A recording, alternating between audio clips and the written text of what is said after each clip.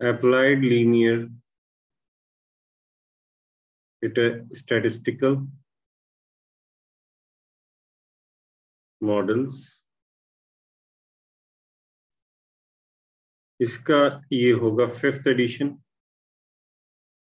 देखिए अगर ये बुक्स आपको मिल जाती हैं तो ठीक है, नहीं तो मेरे पास इन सब की जो है, बल्कि मैं ऐसा करूंगा कि अगर कोई आप व्हाट्सएप ग्रुप बना लें तो उस ग्रुप पे मैं ये जो बुक्स लिखवा रहा हूँ ये सारी इनकी पीडीएफ मेरे पास मौजूद है, मैं जो है वो अपलोड कर दूंगा। व्हाट्सएप ग्रुप बना हुआ है? बना हुआ है इसका, तो उस पर मुझे क्यों नहीं आप लोगों ने वो किया?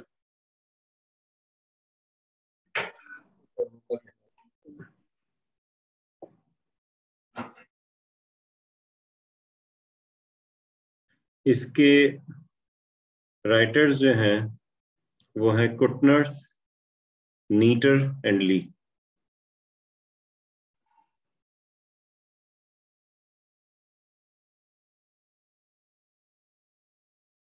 कुटनर्स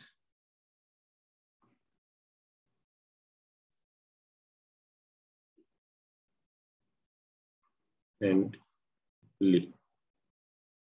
इसके अलावा एक बुक है इंट्रोडक्टरी स्टैटिस्टिक्स,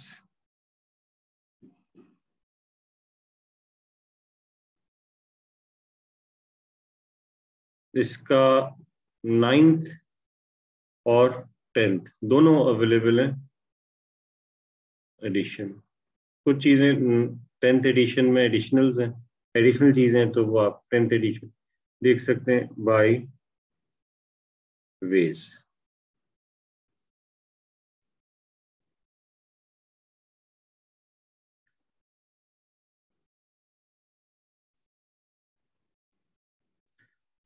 अच्छा, इसके अलावा आपको कुछ हैंडआउट्स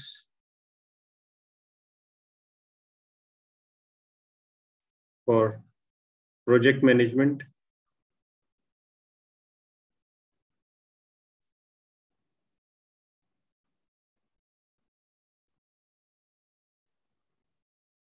एंड लीनियर प्रोग्रामिंग।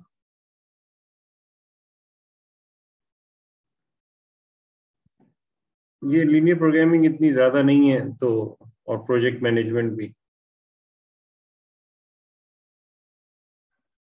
तो इसके लिए हैंडआउट्स या कोई उस वक्त आपको बुक बता दूंगा तो उस वक्त फिर आप देख लेंगे जब लास्ट में ये 2 टॉपिक्स हम पढ़ेंगे। ठीक है, ये जो है वो 3 बुक्स और ये कुछ हैंडआउट्स जो आपको लास्ट में जो है दिए जाएंगे, ये आपका ये समझ लीजिए कि कोर्स मटेरियल है। और मेरे ख्याल से ये जो बुक्स हैं इनमें जो लास्ट वाली जो बुक है इंट्रोडक्टरी स्टैटिस्टिक्स, ये इससे तो आप फेमिलियर होंगे, और मेरे ख्याल से वॉलपूल भी आपने किसी हद तक पढ़ी होगी प्रोबेबिलिटी वगैरह के किसी कोर्स में। ये आपके लिए जो बीच में बुक है शायद ये आपके लिए नई हो, तो आप इसलिए मैं कहता कि ज्यादातर टॉपिक्स आप लोगों ने पढ़े हैं, और आप लोग क्योंकि मैथ से भागना भी चाह रहे हैं मेरा ख्याल है, तो इस वजह से जो है आप लोगों ने ये कोर्स जो है वो लिया है।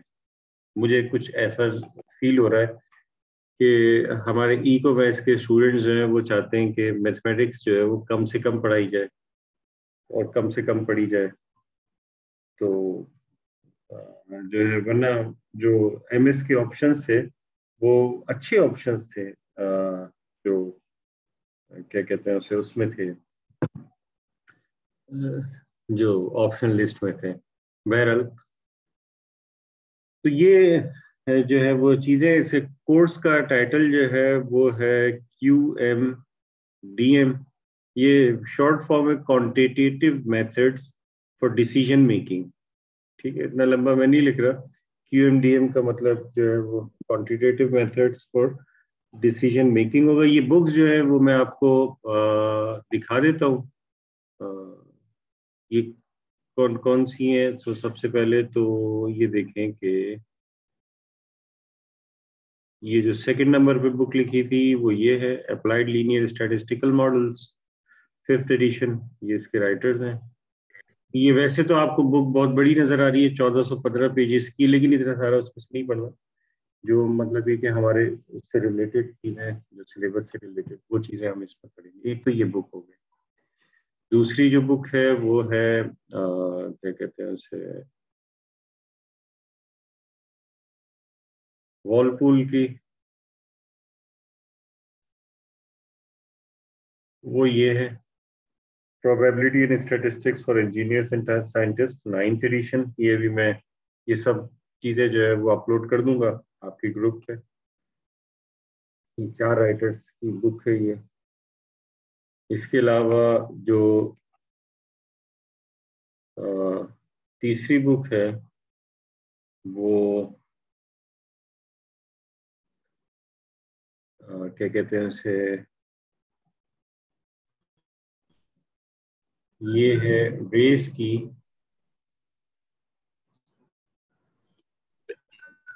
ये 10th एडिशन है। आप 10th एडिशन भी आप ले सकते हैं, 9th एडिशन भी ले सकते हैं। ठीक है, तो ये सर जी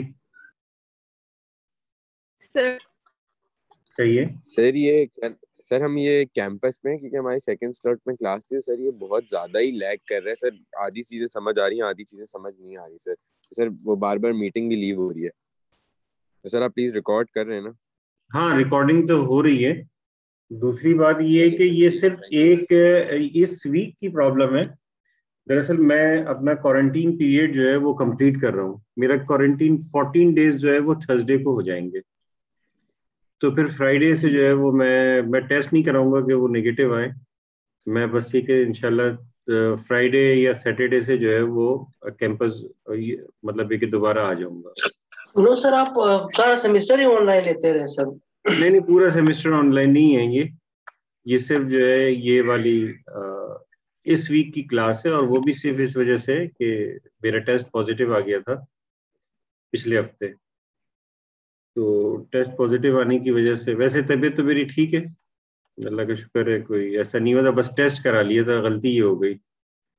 और उसके बाद अब वो जाहिर है कि जो क्वारंटीन पीरियड होता है वो कंप्लीट करना पड़ेगा। वैसे तो बहुत सारे लोगों की बहुत तबीयत खराब हुई, लेकिन किसी ने टेस्ट नहीं कराया।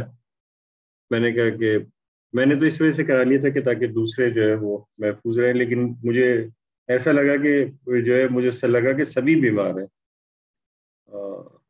सभी को जो है यही कोविड हुआ है, क्योंकि जैसे मुझे सिम्टम्स थे, खैर मुझे तो बहुत कम सिम्टम्स थे, लेकिन मुझसे ज्यादा जो सिम्टम्स थे बहुत सारे लोगों को थे।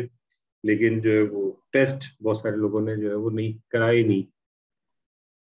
तो जो है इस वीक जो है वो मैं क्लास ये लूंगा, जो ये होगी इनमें, जो क्योंकि क्वारंटीन पीरियड जो है वो कंप्लीट करना है। तो इस वीक मैं ऑनलाइन क्लास लूंगा। नेक्स्ट क्लास भी इंशाल्लाह आप लोगों की ऑनलाइन होगी, लेकिन फिर उसके बाद नेक्स्ट वीक से मैं फिजिकल क्लास लूंगा।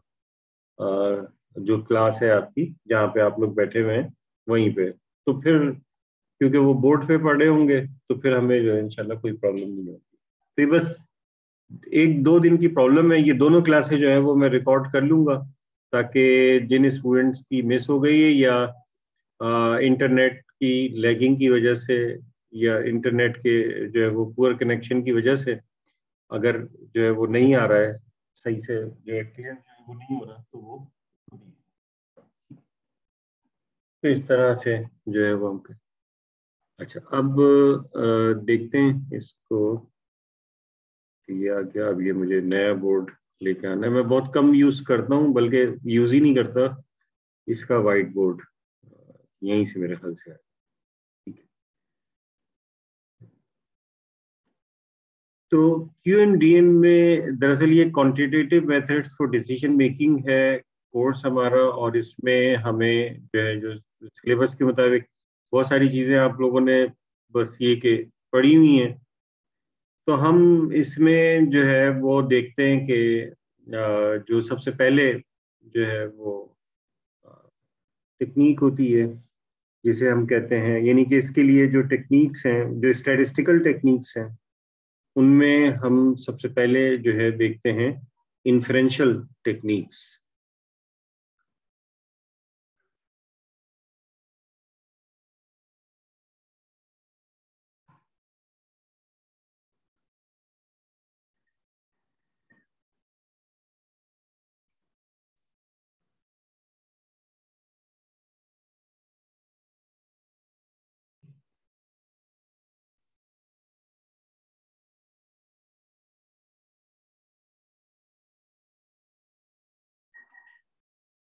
अच्छा, ये क्या हो रहा है? एक मिनट।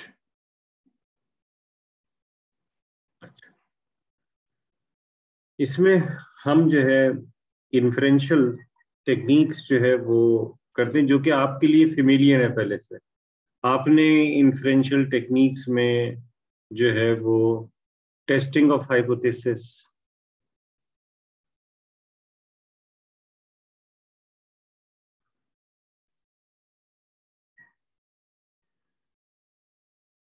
टेस्टिंग ऑफ हाइपोथेसिस जो है वो आप लोगों ने सबने जो है वो पढ़ी होगी। टेस्टिंग ऑफ हाइपोथेसिस जो है वो हम बहुत सारी चीज़ों के लिए करते हैं। तो उनमें जो है सबसे पहली चीज़ जिसके लिए आप टेस्टिंग ऑफ हाइपोथेसिस कर रहे होते हैं वो मीन और मीडियन। आप लोगों ने पढ़ा है कि जब नॉर्मल पॉपुलेशन होती है तो मीडियन और मीन में कोई फर्क नहीं होता। मीन और मीडियन जो है वो एक ही चीजें होती हैं। इसके अलावा और दूसरी चीज़ों के लिए भी टेस्टिंग ऑफ हाइपोथेसिस करते हैं। फॉर एग्जांपल हम जो है वो हाइपोथेसिस कहते हैं दरअसल स्टेटमेंट को, ठीक है। तो टेस्टिंग ऑफ हाइपोथेसिस का मतलब है कि जो हमारे पास स्टेटमेंट है या जो भी गिवन स्टेटमेंट है, हम उसकी मतलब है कि जो हमारे पास कुछ टेक्निक्स हैं उन टेक्निक से देखते हैं कि वो स्टेटमेंट जो है वो करेक्ट है या स्टेटमेंट जो है वो करेक्ट नहीं है, या क्या करेक्ट है। ये सारी चीजें जो है वो हम देख रहे होते हैं। तो ये एक प्रोसीजर होता है, और मैं क्योंकि इस प्रोसीजर के बारे में आपको नहीं पढ़ा रहा, तो उसकी रीजन ये है कि आप लोग ये सारा पहले पढ़ चुके हैं। आप लोगों को पता है कि क्या जी टेस्ट होता है, क्या जो है वो टी टेस्ट होता है, वन मीन क्या कौन सा होता है, डिफरेंस ऑफ यानी कि टू मीन्स के डिफरेंस के लिए क्या होता है। ये सारी चीजें जो है आप लोगों ने, कोई ऐसा है जिसने ऐसा ही ना पढ़ा हो आप में से? ऐसा तो कोई भी नहीं होगा ना? हाँ sir, mostly final year students है। हाँ, फाइनल ईयर स्टूडेंट है, सब में जो है ऐसा ही पढ़ा होगा। तो ये टेस्टिंग ऑफ हाइपोथेसिस सबको पता होगी। तो इस वजह से मैं वो टेस्टिंग ऑफ हाइपोथेसिस को जो नहीं देख रहा, बल्कि ये आपको बता रहा हूँ कि ये जो एक इन्फ्रेंशियल टेक्निक है, तो जिसमें मीन या मीडियन के लिए टेस्टिंग ऑफ हाइपोथेसिस करते हैं। इसमें जो है वो ऐसा होता है कि वन मीन के लिए भी करते हैं, टू मीन्स के लिए भी करते हैं, और दो से ज्यादा मीन होते हैं उसके लिए भी करते हैं। और फिर हम जो है वो बकायदा जो है वो एनोवा जो है वो यूज करते हैं। तो बहरहाल उसे भी जो है वो देखेंगे, लेकिन पहले जो है वो ये आपको थोड़ा सा आइडिया होना चाहिए कि अगर हम वन मीन टेस्ट कर रहे हैं, अगर हम वन मीन टेस्ट कर रहे हैं यानी कि टेस्टिंग ऑफ हाइपोथेसिस कर रहे हैं किसी वन मीन के लिए। जी, कोई कुछ पूछना चाह रहा है क्वेश्चन? तो उसमें हम ये देखते हैं कि हमारे पास जो पॉपुलेशन है वो नॉर्मल पॉपुलेशन है,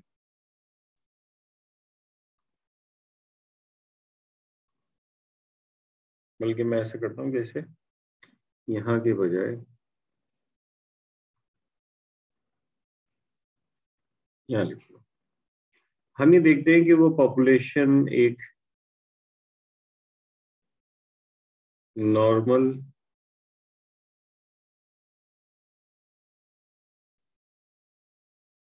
पॉपुलेशन है या नहीं है, ये डिसाइड करते हैं। अगर वो नॉर्मल पॉपुलेशन होती है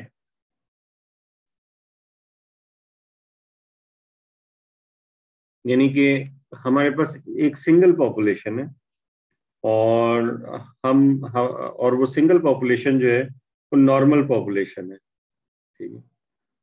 अब अगर वो नॉर्मल पॉपुलेशन है तो फिर आपको याद होगा कि आप दो किस्म के जो है टेस्ट करते थे।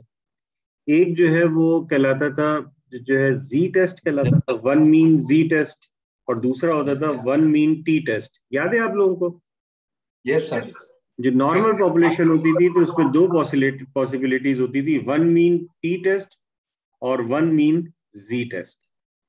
तो अगर जो है वो और ये किसके ऊपर डिपेंड कर रहा था सर? नॉर्मल पॉपुलेशन अगर है तो याद है आपको? कोई बताएगा मुझे क्या देखते थे? तो जी टेस्ट लगाते थे या फिर T test? Number of observation, sorry, sample size. Sample size या और कोई प्रिसाइजली कोई बता दे। Number of observation, sir. नहीं नहीं, नंबर ऑफ ऑब्जर्वेशन नहीं है, बल्कि हम ये देखते थे कि पॉपुलेशन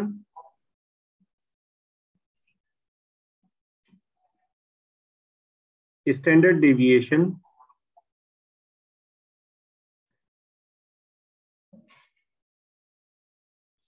नोन। अगर पॉपुलेशन का स्टैंडर्ड डेविएशन मालूम होगा हमें, यानी जिस पॉपुलेशन के लिए, जिस पॉपुलेशन के मीन के लिए हम जो टेस्टिंग ऑफ हाइपोथेसिस कर रहे हैं, तो अगर उसकी पॉपुलेशन का स्टैंडर्ड डेविएशन मालूम है हमें, तो फिर हम one mean Z test use करते थे।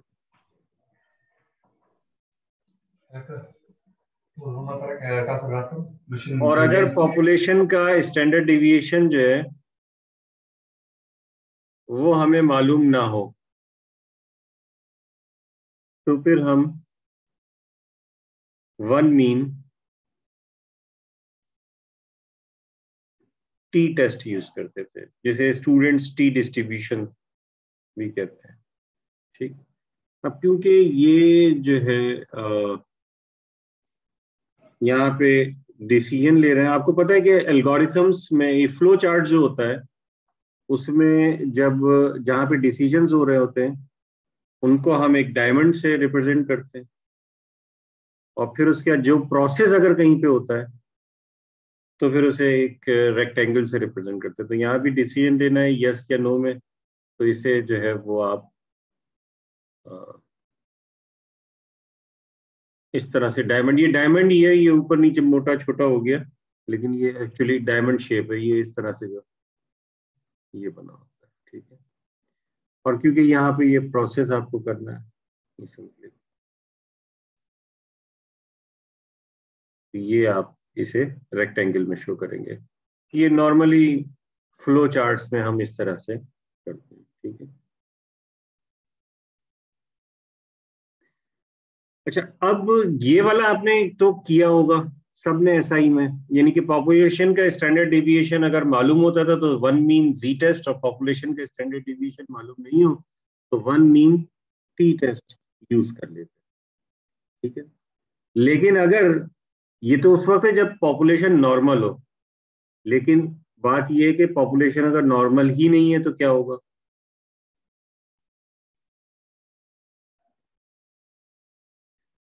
पॉपुलेशन नॉर्मल है तो फिर पॉपुलेशन का स्टैंडर्ड डेविएशन देखेंगे हम, लेकिन अगर पॉपुलेशन नॉर्मल ही नहीं है तो फिर तो हम ऐसा नहीं कर सकते कि पॉपुलेशन का स्टैंडर्ड डेविएशन जो है वो देखें और फिर उसका जी टेस्ट और टी टेस्ट लगाएं, क्योंकि जी टेस्ट और टी टेस्ट दोनों, जब आपको याद होगा उसकी असम्पशंस लिखते थे, तो उनकी असम्पशन में पहली असम्पशन होती थी कि पॉपुलेशन नॉर्मल होनी चाहिए, या फिर ये होता था कि लार्ज सैंपल, यानी कि इन दोनों के लिए ये होता था कि नॉर्मल पॉपुलेशन, क्योंकि ये नॉर्मल पॉपुलेशन यस के बाद आ रहा है।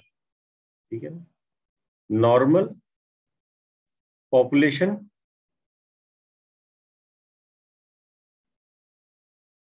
और लार्ज सैंपल। लार्ज सैंपल की सूरत में भी ये आप कर सकते हैं, दोनों टेस्ट यूज कर सकते हैं। लार्ज सैंपल का मतलब कोई बताएगा कि क्या होता है?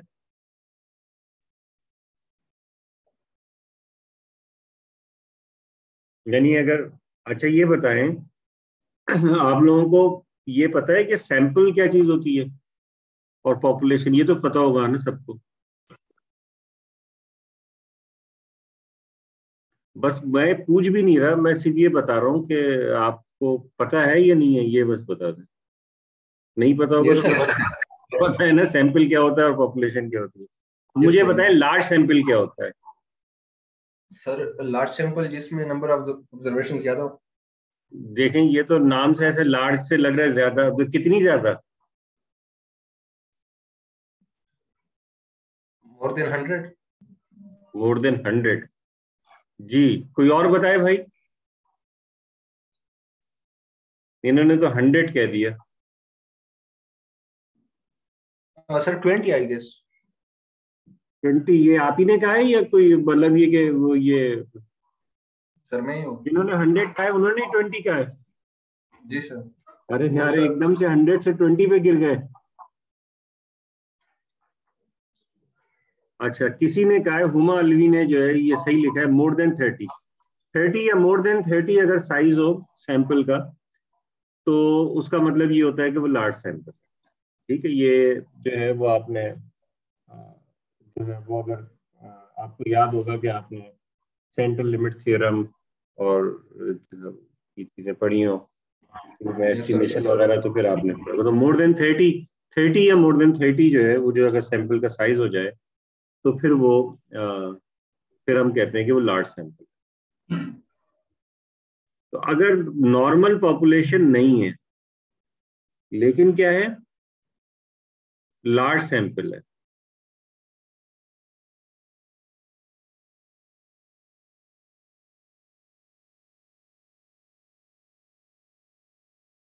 नॉर्मल पॉपुलेशन नहीं है,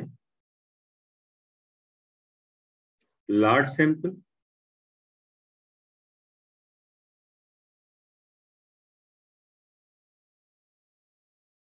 तो यस, तो फिर उसका मतलब है कि फिर इन्हीं दोनों में से कुछ करेंगे। तो यस करेंगे तो इसका मतलब वापस यहीं पे चला जाएगा ये, यानी कि अगर लार्ज सैंपल है तो ठीक है, वो कोई बात नहीं, नॉर्मल पॉपुलेशन नहीं भी है लेकिन ना लार्ज सैंपल है, तो फिर हम देखेंगे कि पॉपुलेशन का स्टैंडर्ड डेविएशन पता है तो फिर हम इसे one mean Z test use करेंगे, नहीं पता फिर one mean T test use कर लेंगे। लेकिन प्रॉब्लम उस वक्त आती है जब हमें ये पता चले कि ये लार्ज सैंपल नहीं है। अगर ये लार्ज सैंपल नहीं है तो फिर क्या होगा, यानी कि नॉर्मल पॉपुलेशन भी नहीं है, सैंपल लार्ज भी नहीं है, तो फिर हम ये देखते हैं कि ये पॉपुलेशन जो है वो किस तरह की, ये सिमेट्रिक है या नहीं।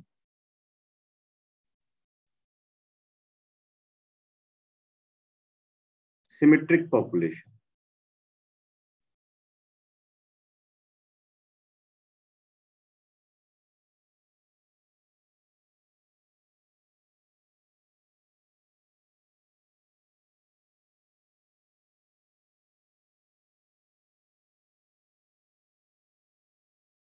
सिमेट्रिक पॉपुलेशन है या नहीं है।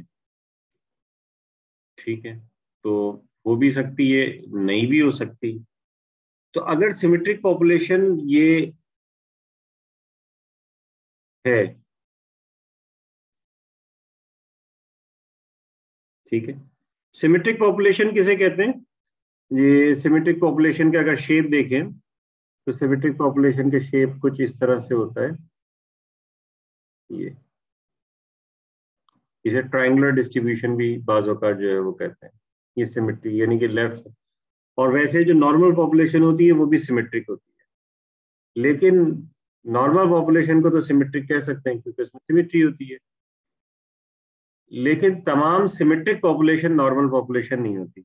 देखिए ये जो पॉपुलेशन है इस वक्त ये सिमेट्रिक है क्योंकि इसका ये जो मिड होगा इससे लेफ्ट और राइट पे सिमेट्री मौजूद है, लेकिन जो है ये नॉर्मल पॉपुलेशन नहीं है। तो नॉर्मल पॉपुलेशन जो है तो वो तो सिमेट्रिक हो सकती है, लेकिन हर सिमेट्रिक पॉपुलेशन नॉर्मल नहीं हो सकती। तो इस वजह से हम ये देख रहे हैं कि अगर सिमेट्रिक पॉपुलेशन है, और ये पहले ही बता दिया कि ये ना तो नॉर्मल पॉपुलेशन है ना ही लार्ज सैंपल है, ठीक है, तो अब ये नॉर्मल पॉपुलेशन नहीं है, यानी ऐसी सिमेट्रिक पॉपुलेशन है जो कि नॉर्मल पॉपुलेशन नहीं है। तो इसमें जो हम टेस्ट यूज करते हैं ये कहलाते हैं non parametric test.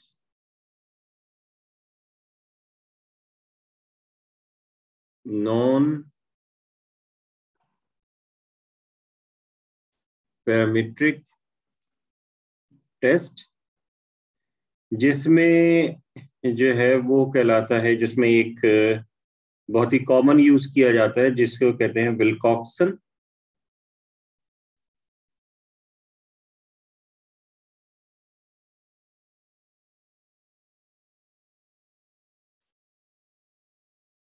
Signed rank test.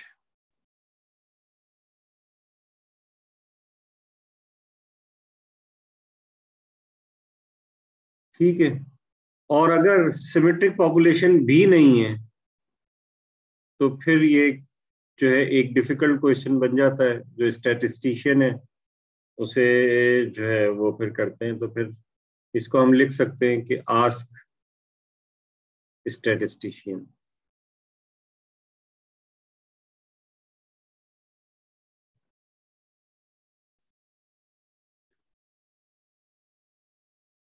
या फिर जो है आउट ऑफ स्कोप लिख सकते हैं। इस वक्त जो हम पढ़ रहे हैं कर तो सकते हैं उसका भी, लेकिन अभी फिलहाल जो है वो हम ये नहीं देखेंगे।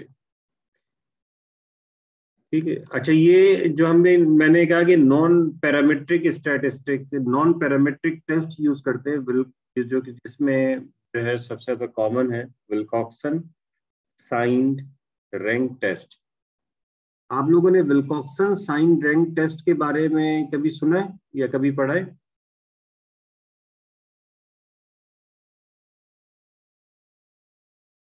भाई नहीं, ये इसका मतलब है सबने पढ़ा है। खामोशी का मतलब तो यही होता है कि नहीं मतलब सर, नहीं पढ़ा हुआ।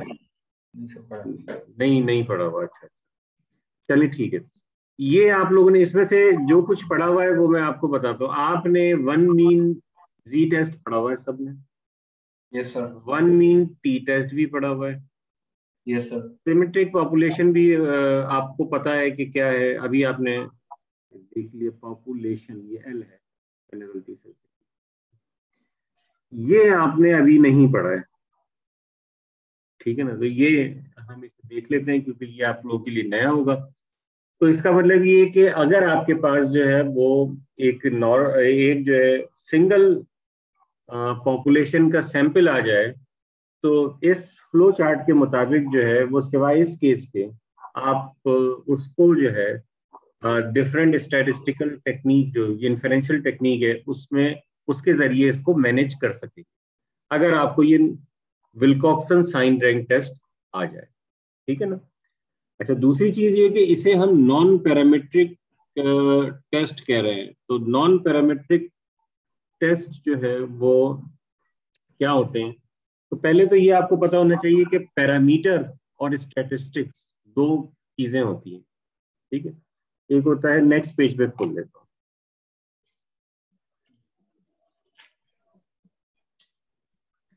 एक होता है पैरामीटर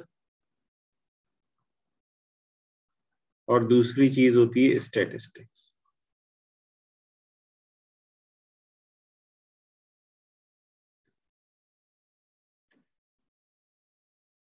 कोई बता सकता है कि पैरामीटर और स्टैटिस्टिक्स में क्या फर्क है?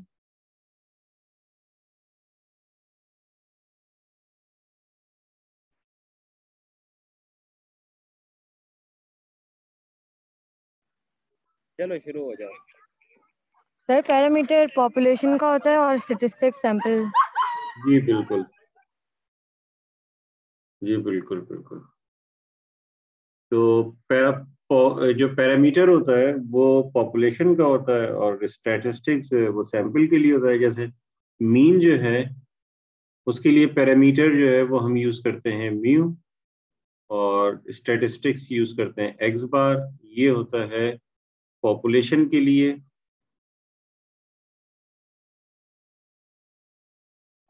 और स्टैटिस्टिक्स जो है ये होता है सैंपल के लिए। इसी तरीके से स्टैंडर्ड डेविएशन के लिए हम यहाँ पे सिग्मा यूज करते हैं और यहाँ पे एस यूज करते हैं। इसी तरीके से और भी दूसरे पैरामीटर्स होते हैं, जैसे कि जो रेग्रेशन होती है उसमें जो है वो हम जो है वो ए यूज करते हैं सैंपल के लिए और अल्फा यूज करते हैं पॉपुलेशन के लिए, वो जो स्लोप होता है, और कांस्टेंट जो होता है उसके लिए बी यूज करते हैं, और पॉपुलेशन के लिए जो है हम जो है बीटा यूज करते हैं। बहरहाल वो आपको हो सकता है किसी ने नहीं पढ़ा, तो मैं ऐसी चीजें जो है वो अवॉइड करता हूँ जो स्टूडेंट्स ने नहीं पढ़ी हो। तो अब हम ये जो है नॉन पैरामीट्रिक टेस्ट के बारे में जो है वो देखेंगे। तो क्योंकि नॉन पैरामीट्रिक टेस्ट देख रहे हैं तो इसका मतलब ये हुआ कि हमारे पास यहाँ पर कोई भी चीज पैरामीट्रिक नहीं है। एक तो सिमेट्रिक डिस्ट्रीब्यूशन है, यानी कि नॉर्मल पॉपुलेशन ही नहीं है ये, और नॉर्मल पॉपुलेशन नहीं है, और इसके अलावा जो है नॉर्मल पॉपुलेशन नहीं है, और इसके अलावा हमारे पास कोई पैरामीटर मौजूद में नहीं होगा, कोई पैरामीटर मौजूद नहीं होगा, और पैरामीटर की गैर मौजूदगी में हम फिर नॉन पैरामीट्रिक जो है वो यूज करते हैं, जिसे विल्कॉक्सन साइन रैंक टेस्ट हम कहेंगे। ठीक है, तो ये कहलाता है विल्कॉक्सन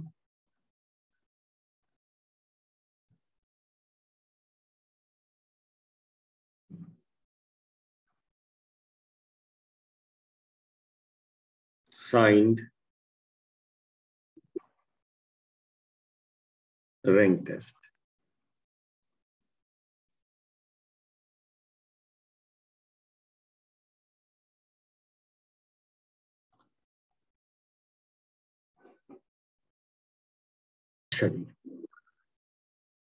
विल्कॉक्सन साइन रैंक टेस्ट, तो इसको, ये जो टेस्ट होता है ये हम पॉपुलेशन मीन के लिए करते हैं हम। ठीक है, ये टेस्ट है फॉर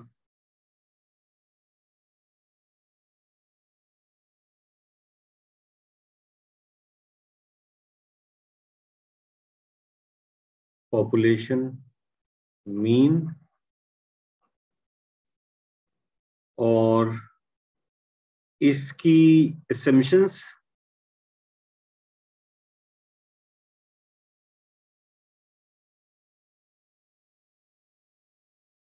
इसकी assumptions ये होंगी, पहली चीज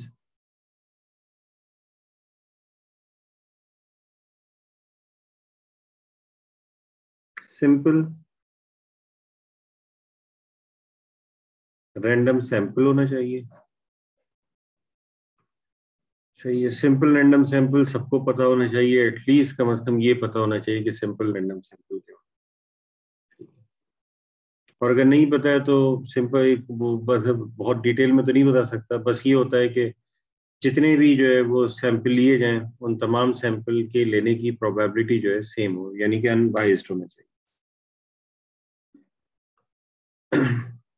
दूसरी चीज सिमेट्रिक पॉपुलेशन होनी चाहिए।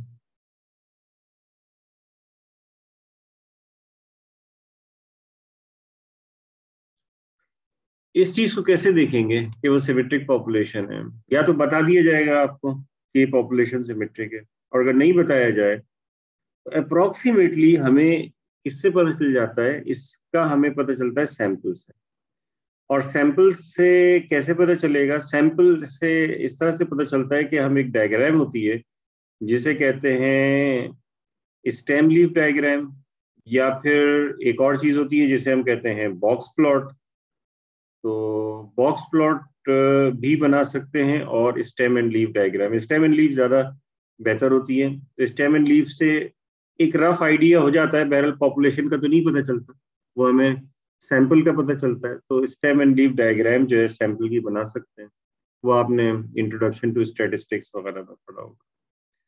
तो ये दो हमारी असम्पशंस होती हैं, और फिर उसके बाद हम जो है इसकी टेस्टिंग ऑफ हाइपोथेसिस करते हैं। वो टेस्टिंग ऑफ हाइपोथेसिस के स्टेप्स जो हैं वो ओवरऑल तमाम किस्म की जो क्या कहते हैं उसे टेस्टिंग ऑफ हाइपोथेसिस होती है उनमें सेम होते हैं। ठीक है, जैसे कि पहला स्टेप सब किस्म की टेस्टिंग ऑफ हाइपोथेसिस में वो ये होता है कि आप सेट करते हैं नल एंड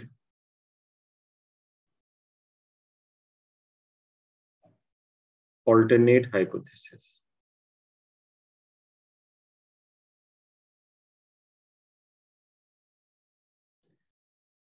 यानी कि जो नल होता है, जी कोई पूछना है किसी को? ये किसी का मेरे ख्याल से माइक ऑन हुआ था, तो मैं समझ रहा था कि शायद कोई क्वेश्चन करना चाह रहा है। चलिए ठीक, क्वेश्चन करना चाह रहे हैं तो बीच में आप क्वेश्चन कर सकते हैं। ठीक है, वो क्वेश्चन करने से डिस्टरबेंस नहीं होती क्लास में। आप बीच में टॉपिक को रोक के भी क्वेश्चन कर सकते हैं। तो इसकी नल हाइपोथेसिस को H नल से रिप्रेजेंट करते हैं, और ये होती है कि म्यू इक्वल्स म्यू नल। जो भी हमें स्टेटमेंट दिया होगा उसके मुताबिक नल हाइपोथेसिस होगी। ऑल्टरनेट हाइपोथेसिस ये नल हाइपोथेसिस है, इसे हम नल हाइपोथेसिस कहते हैं। और ऑल्टरनेट हाइपोथेसिस में 3 पॉसिबिलिटीज होती हैं। इसे HA या H1 इससे रिप्रेजेंट करते हैं, वो डिपेंड करता है डिफरेंट बुक में, किसी बुक में कुछ लिखा होता है, किसी में कुछ। Mu is not equal to mu null. ये एक ऑल्टरनेट हाइपोथेसिस है, इसे हम कहते हैं two tailed alternate, two tailed alternative. या फिर ये पॉसिबिलिटी होती है कि mu is less than mu null. जाहिर है कि अगर इक्वल है तो इक्वल के बाद 3 चीजें इस तरह की बचती हैं। ये कहलाता है लेफ्ट टेल्ड ऑल्टरनेटिव,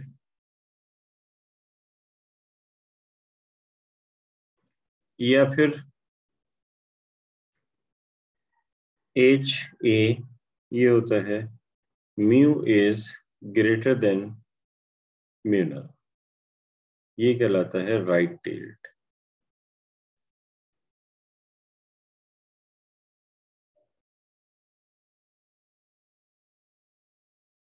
तो इस तरह से ये ऑल्टरनेट हाइपोथेसिस है।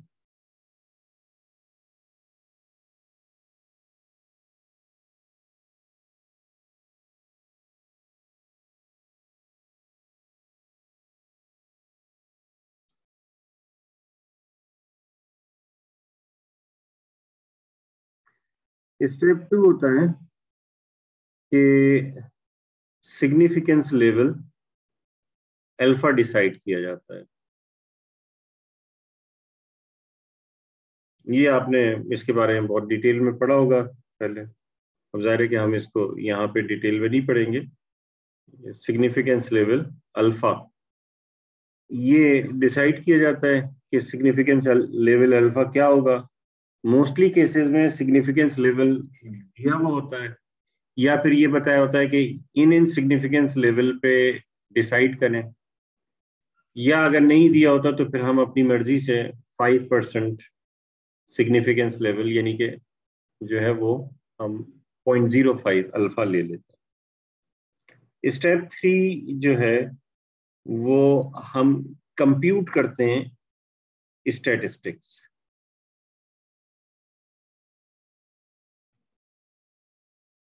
Compute the statistics.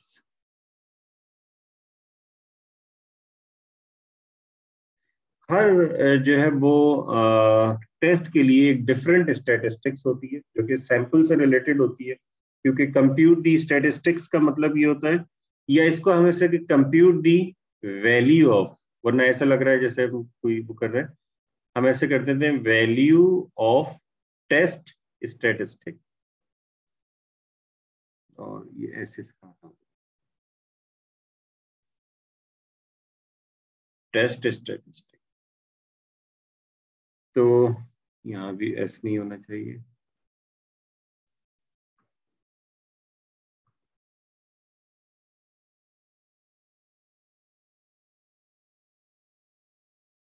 अच्छा, compute the value of test statistic, जैसे कि जी टेस्ट में जी की वैल्यू कंप्यूट करते हैं, टी टेस्ट में टी की वैल्यू कंप्यूट करते हैं। डब्ल्यू के केस में, यानी कि इसमें विल्कॉक्सन के केस में हम W की वैल्यू कंप्यूट करते हैं। W जो है ये यहाँ पर स्टैटिस्टिक्स है और इसकी वैल्यू जो है ये कहलाती है, अभी कैसे आएगी इसका हम देखेंगे, sum of the positive ranks.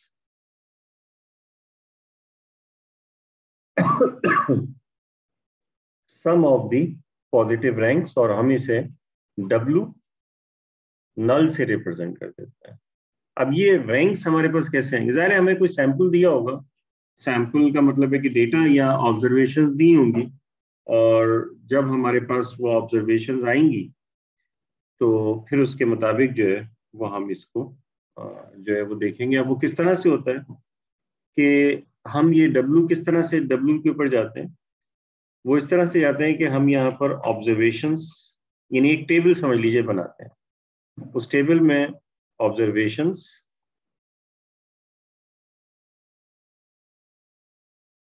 उसे X से रिप्रेजेंट कर देते हैं।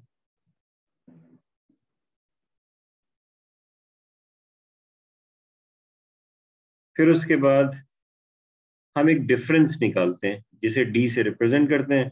और ये डिफरेंस कैसे आता है? ये जो हमारे पर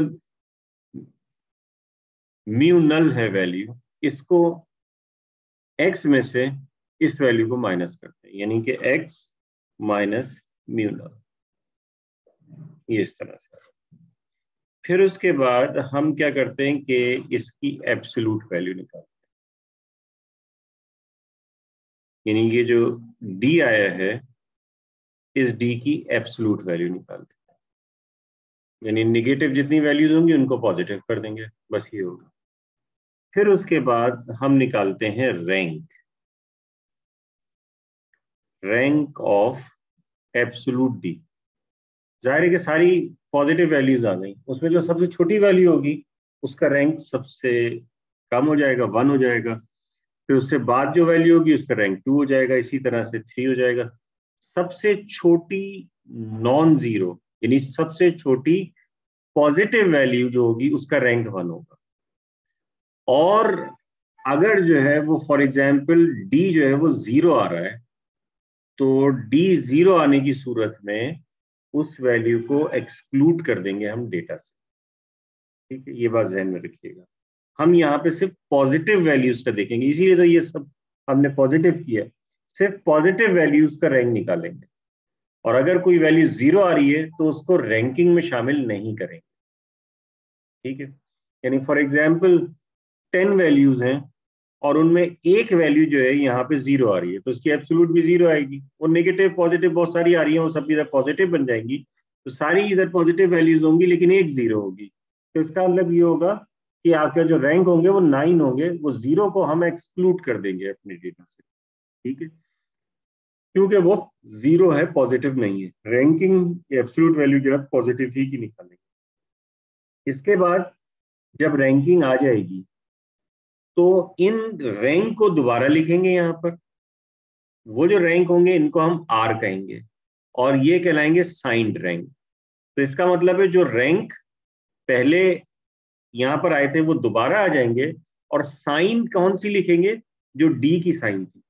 अगर यूके इसने एब्सोल्यूट वैल्यू ने सबको पॉजिटिव कर दिया था, उसके बाद रैंकिंग कर दी थी। फिर रैंकिंग के बाद हमने क्या किया कि जो पॉजिटिव वैल्यूज हैं वो जो पॉजिटिव वैल्यूज हैं उनकी रैंकिंग कर दी। इसके बाद हमने यहाँ पर जो रैंक है वो लिख दी है, और फिर उसके बाद हम ये करेंगे कि जो साइन थे उनके वापस लिख दें। फॉर एग्जाम्पल मैं अभी आपको ऐसी एक जो है वो बता देता हूँ, छोटी से कुछ वैल्यूज लेके। फॉर एग्जाम्पल म्यू नल जो है वो है 5। ठीक है, यहाँ वैल्यूज ऐसे हैं जैसे कि 2, 5, 7, 3, 4, ये वैल्यूज हैं। अब आपने क्या किया, x में से 5 निकाला, तो 2 - 5 -3। फिर आपने क्या किया, 5 - 5 0। फिर आपने क्या किया, 7 - 5 ये हो जाएगा 2। फिर आपने क्या किया, 3 - 5 ये हो जाएगा -2। फिर आपने क्या किया, 4 - 5 ये हो जाएगा -1। तो ये तो साइन के साथ आया। फिर इसके बाद इनकी एब्सोल्यूट वैल्यू लिखेंगे तो ये हो जाएगा 3, 0, 2, फिर 2, फिर 1। अब इसके बाद इनके रैंक्स लिखेंगे, ठीक है। तो जब इनके रैंक्स लिखेंगे तो उसमें देखेंगे जीरो का, जीरो का रैंक नहीं लिखेंगे, मैंने पहले ही बताया जीरो का रैंक नहीं लिखेंगे। तो सबसे छोटा जो होगा उसका रैंक 1। अब इत्तेफाक से ऐसा हो गया कि ये सारे छोटे छोटे ही नंबर आ गए, रैंक 1 आ रहा है तो 1 ही आ गया, बड़े नंबर ले लेते तो फिर, लेकिन इससे कोई फर्क नहीं पड़ता। अब ये सबसे छोटी वैल्यू 1 ही है तो इसका रैंक 1 हो जाएगा, ठीक है। फिर इसके बाद इसमें जो उसके बाद है वैल्यू वो क्या है, 2। ये भी 2 है, ये भी, लेकिन अब ये दो वैल्यूज आ गई 2। तो जब दो वैल्यूज जो है वो 2 आ जाती हैं, या दो वैल्यूज एक जैसी आ जाती हैं, या 3 वैल्यूज आ जाएं, या 4 वैल्यूज आ जाएं, जितनी भी वैल्यूज आ जाएं, ठीक है। तो ये दो वैल्यूज हैं, तो एक को रैंक दे दें, अब उनको बारी बारी रैंक दे दें। अब जैसे दोनों 2 हैं तो एक को रैंक दे दें 2 और एक को रैंक दे दें 3, ठीक है। अगर तीसरी भी 2 होती तो उसको रैंक दे देते 4, लेकिन किसको 2 किसको 3 दिया जाए तो मसले वाली बात है। तो फिर हम ये करते हैं कि इन दोनों का मीन निकाल लेते हैं, यानी कि 2 + 3 / 2, तो ये कितना आ जाएगा 2.5, और वो 2.5 दोनों को दे देंगे, यानी कि 2.5 इस पे भी आ जाएगा और 2.5 इस पे भी आ जाएगा। तो 2 और 3 एक्चुअली रैंक आ चुका है। अब कौन सा बचा है, 4, तो आखिरी जो है वो ये आ जाएगा 4, और ये 0 वाली वैल्यू खत्म हो जाएगी, ये नहीं है। अब हम ये करेंगे साइंड रैंक। साइंड रैंक यानी कि यही रैंक दोबारा लिखेंगे, 4, ये तो आएगा ही नहीं यहाँ पर, 2.5, 2.5 और 1। अब इनके साइन दोबारा लिख देंगे, तो या साइन यहां से आएंगे। ये था नेगेटिव तो ये नेगेटिव हो जाएगा, ये तो आएगा ही नहीं। ये था पॉजिटिव तो ये ऐसे ही रहेगा, ये नेगेटिव था तो इस पे नेगेटिव आ जाएगा, ये नेगेटिव था तो इस पे भी नेगेटिव आ जाएगा। अब डब्ल्यू नल क्या है, सम ऑफ द पॉजिटिव रैंक। तो पॉजिटिव रैंक तो सिर्फ एक ही आ रहा है, एक से ज्यादा आते तो ऐड कर देते, तो यहां पर ये 2.5 होगा डब्ल्यू, ठीक है। तो इस तरीके से जो है ये डब्ल्यू की वैल्यू निकालते हैं। सर जी तो ये जो आपने 2.5 किया था, ये आपने मीन जो है वो 2 + 2 किया था, 2 मतलब जो + 3, सिमिलर वैल्यूज है 2 प्लस, जब देखें अब ये तो इसका एक का रैंक हो गया 1, अब 1 के बाद दो बची ना वैल्यू, तो एक का 2 होगा और एक का रैंक 3 होगा। अब लेकिन दोनों 2 हैं तो किस वाले को 2 दें, किस वाले को 3 दें। तो इस वजह से हम क्या करते हैं कि एक का रैंक 2 रखेंगे, एक का रैंक 3 रखेंगे, और फिर इन दोनों को ऐड करके 2 से डिवाइड कर देंगे, तो जो जवाब आएगा वो जो इक्वल थे उन रैंक्स सबको का दे देंगे। एवरेज लिया, सही है। हाँ जी जी। इसी तरीके से अगर ये 3 मरतबा होता तो एक का 2 होता, एक का 3 होता, एक को 4 होता, तो फिर हम करते 2 + 3 + 4 / 3। तो ये हो जाता 2 + 3 5, 5 + 4 9, 9 / 3 3 आ जाता। तो फिर हम 3 जो है वो तीनों को दे देते, यानी पहले वाले 2 पे भी 3 आता, दूसरे वाले 2 पे भी 3 आता, तीसरे वाले 2 पे भी 3 आता, और फिर जो इससे बड़ा होता वो अगला 5 पहुंच जाता हो। समझ में आ रही बात? तो इस तरह से हम जो, अब इसमें होता क्या है कि अब ये तो आ जाता है हमारे पास। अब जब हम इसमें अप्रोचेस करेंगे तो आपको पता है कि जब टेस्टिंग ऑफ हाइपोथेसिस करते हैं तो हमारे पास दो किस्म की अप्रोचेस होती हैं। आपको याद होगा कि आप इस तरह से करते थे, एक कहलाती थी क्रिटिकल वैल्यू अप्रोच और दूसरी कहलाती है पी वैल्यू अप्रोच। याद है ना, इस तरह से जो है वो आप लोग करते होंगे टेस्टिंग ऑफ हाइपोथेसिस में। Yes sir. एक पी वैल्यू अप्रोच है और दूसरी क्रिटिकल वैल्यू अप्रोच है। तो क्रिटिकल वैल्यू अप्रोच और पी वैल्यू अप्रोच जो है वो देखते, लेकिन इसके लिए एक टेबल भी अवेलेबल होता है और जिसे कहते हैं डब्ल्यू टेबल, जो है वो आपको मिलता है। इसके अलावा कैलकुलेटर्स में पहले से इनकी वैल्यूज जो है वो मौजूद होती हैं। आप जो है वो कैलकुलेटर जो स्टैटिस्टिक्स जो है प्रोसीजर्स को कैलकुलेटर जो सपोर्ट करते हैं उनके जरिए भी जो है वो इसकी वैल्यू निकाल सकते हैं। इसके अलावा बहुत सारे जो सॉफ्टवेयर्स हैं जैसे कि इवन ये कि एक्सेल हो गया, उसके अंदर भी जो है ये इसकी वैल्यू आपको मिल जाती है, डब्ल्यू की वैल्यू, या मिनी टैब हो गया, या मैथमेटिका नहीं, मैटलैब और इस तरह के और दूसरे जो सॉफ्टवेयर्स हैं SPSS वगैरह, इन तमाम चीज़ों में, इन तमाम में जो है वो आपको डब्ल्यू के लिए वैल्यू जो है वो मिल जाएगी। अदरवाइज टेबल अवेलेबल होता है, एग्जाम में भी टेबल जो है वो अवेलेबल ही होगा। ठीक है, अब इसमें जो है वो लेफ्ट टेल और राइट टेल जो है वो दोनों जो है वो प्रॉब्लम्स होती हैं। तो क्योंकि जो है यहाँ पर आपने देखा जैसे कि पिछले वाले में कि क्योंकि टू टेल प्रॉब्लम भी है, तो जब आप टू टेल चाहिए तो फिर आपको पता होगा जब क्रिटिकल वैल्यू आप बना रहे होते थे, तो जब क्रिटिकल वैल्यू बनाते हैं या इवन ये कि पी वैल्यू भी आप लिखते हैं, तो इस तरह से ये आपके पास होता है, टू टेल हो गया या राइट टेल हो गया।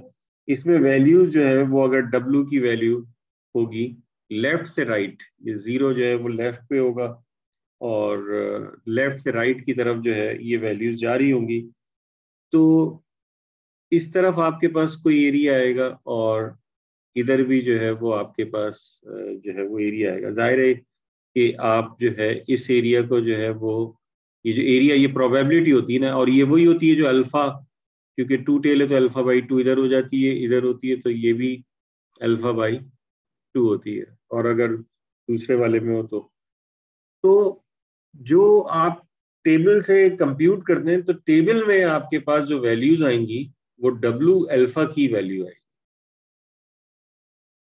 ठीक है, डब्ल्यू अल्फा की वैल्यू आएगी। तो डब्ल्यू अल्फा जो है वो एक्चुअली क्या होगा, वो जो है वो यहाँ ये वाली वैल्यू होगी, क्योंकि हमेशा ये राइट साइड से एरिया जो है वो दे रहा होगा। तो डब्ल्यू अल्फा या डब्ल्यू, ऐसा करता हूँ कि अल्फा से कंफ्यूजन हो जाएगी, यहाँ मैंने अल्फा लिखा और यहाँ मैं अल्फा बाई टू लिख रहा हूँ, तो बेहतर ये कि कोई मैं दूसरा लेटर लिख देता हूँ, in general A. For example अगर ये एरिया जो है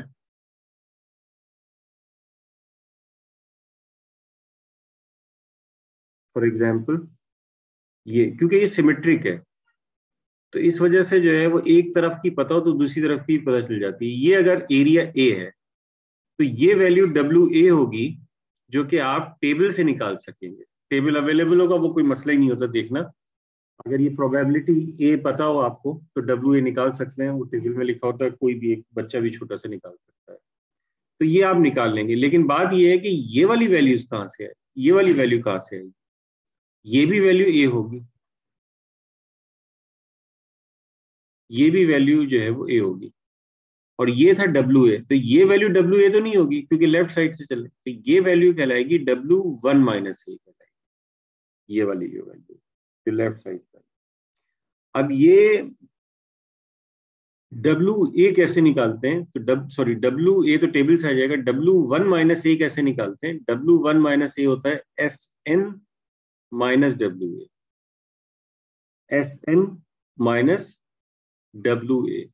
एस एन क्या है, एस एन है, आपने जो अर्थमेटिक सीरीज पढ़ी है होगी, अर्थमेटिक सीरीज जो है वो पढ़ी होगी, ये सम ऑफ अर्थमेटिक सीरीज है। तो कुछ पूछना चाह रहा है, अच्छा ठीक है, ये अर्थमेटिक सीरीज जो है वो आपने पढ़ी होगी, ये उसका सम है, जो कि आपको पता है कि n into N plus one over two के बराबर होता है। ठीक है, ये आप लोगों ने सबने पढ़ा होता है, S N minus W A होता है। आज यहीं तक रखते हैं, इंशाल्लाह जो है वो मंडे को इसको मंडे कह रहा हूँ, सॉरी ट्यूसडे को इसको कंटिन्यू करेंगे और इसके कुछ प्रॉब्लम्स भी जो है वो मैं आप लोगों को कराऊंगा। मुझे ये बताइए कि ये जो मैं पढ़ा रहा हूँ समझ में आ रहा है आप लोगों को? Yes sir. ठीक है, और